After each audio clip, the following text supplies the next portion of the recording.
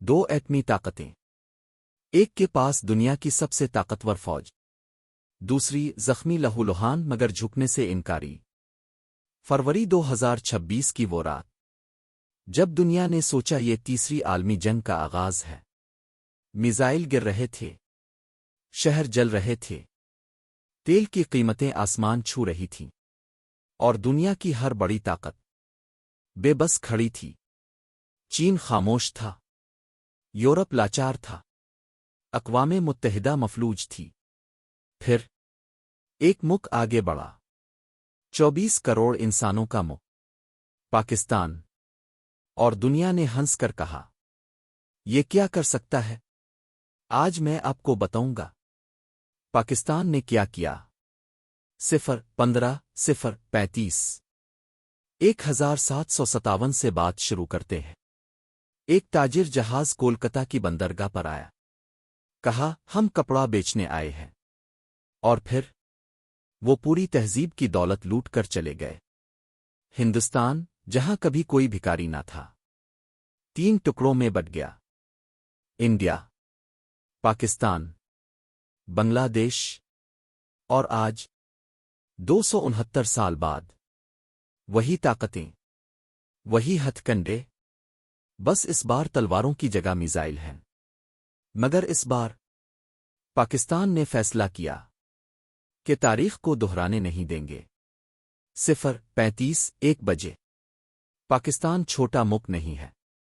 सुने, 24 करोड़ से ज्यादा आबादी, दुनिया का 5वां बड़ा मुल्क आबादी में, 7,70,000 मुरब्बा किलोमीटर रकबा, बरतानिया से 3.5 गना बड़ा, जोहरी ताकत, दुनिया की 6ठी बड़ी अफवाज, और सबसे बढ़कर एक ऐसा मुल्क जिस पर ईरान भी भरोसा करता है, और अमरीका भी। बैक वक्त ये दुनिया में कोई और मुल्क नहीं कर सकता। 1 बजे 1:30। फिर वो लम्हा आया जिस लम्हे का जिक्र तारीख की किताबों में होगा। वजीर आजम शहबाज शरीफ ने फोन उठाया। Field marshal Asim Munir Tehran रवाना हुए। इसहाक डार वाशिंगटन और तेहरान से बैक वक्त बात कर रहे थे, और 7 अप्रैल 2026 को जंग रुक गई, सिर्फ पाकिस्तान की दरखास्त पर। अमरीका ने माना, ईरान ने माना, दुनिया हैरान रह गई, और एक 19 साला पाकिस्तानी लड़की इस्लामाबाद की सड़क पर खड़ी बोली, पाकिस्तान इतना बाअसर कब हो गया? जवाब ये है, पाकिस्तान हमेशा से इतना ताकतवर था, दुनिया ने बस ध्यान नहीं दिया था। बाब अव्वल, दुनिया जल रही थी। मिनट 4 बजे 6 बजे। 28 फरवरी 2026। अमरीका और इसराइल ने ईरान पर बड़े हमले किए। ईरान के अहम फौजी ठिकाने तबाह हुए। ईरान का सुप्रीम लीडर शहीद हो गया। मगर ईरान ने हथियार नहीं डाले, बल्कि ईरान ने कुछ ऐसा किया जिसने पूरी दुनिया को हिला दिया। ईरान ने आबनाए हुर्मुज़ बंद कर दिया। सिर्फ 33 किलोमीटर चौड़ी ये आबगा दुनिया के 20% तेल की गुजरगाह है। रोजाना 1,70,00,000 बैरल तेल इसी रास्ते से गुजरता है। जब ये बंद हुआ, तेल की कीमत एक दिन में 30% बढ़ गई। दुनिया की स्टॉक मार्केटें गिर गईं। यूरोप में पेट्रोल खत्म होने लगा। सैकड़ों बहरी जहाज फंस गए। आलमी तिजारत रुक गई, और कोई भी इस ताले की चाबी नहीं ढूंढ सका। वक्फा 2 सेकंड। कुतर ने सालसी से इनकार कर दिया। स्विट्जरलैंड बहुत दूर था। तुर्की पर ईरान को एतमाद न था।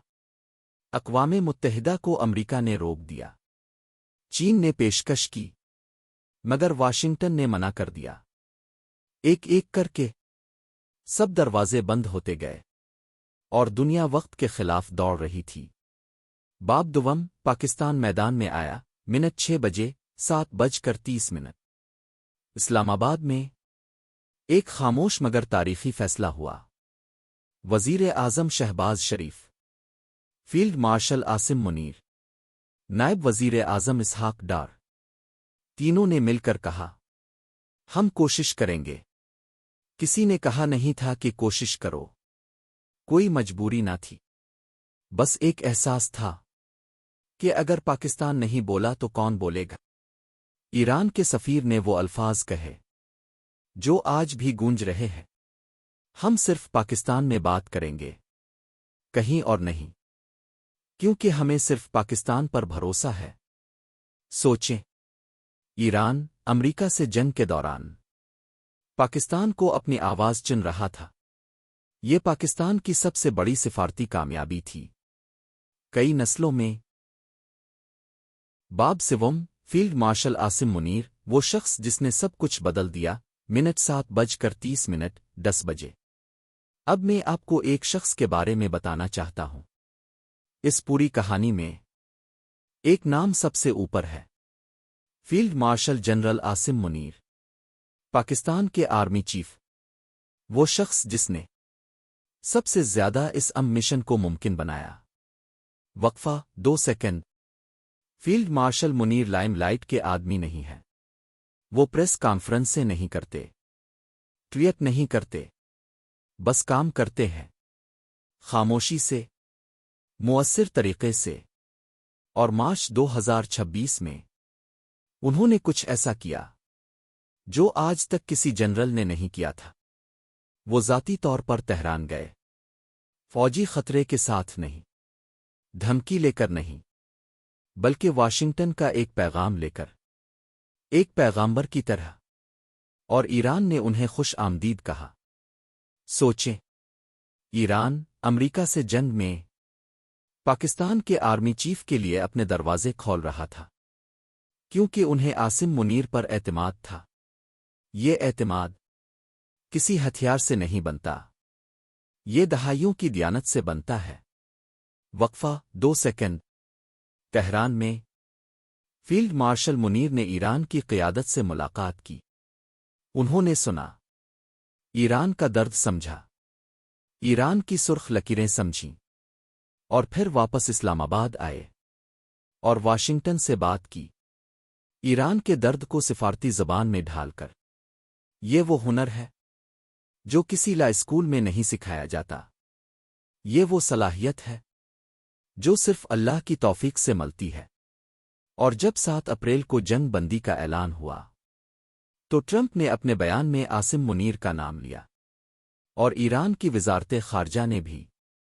بیک وقت 2 دشمن ایک ہی شخص کی تعریف کر رہے تھے، یہ جدید سفارتی تاریخ میں پہلے کبھی نہیں ہوا۔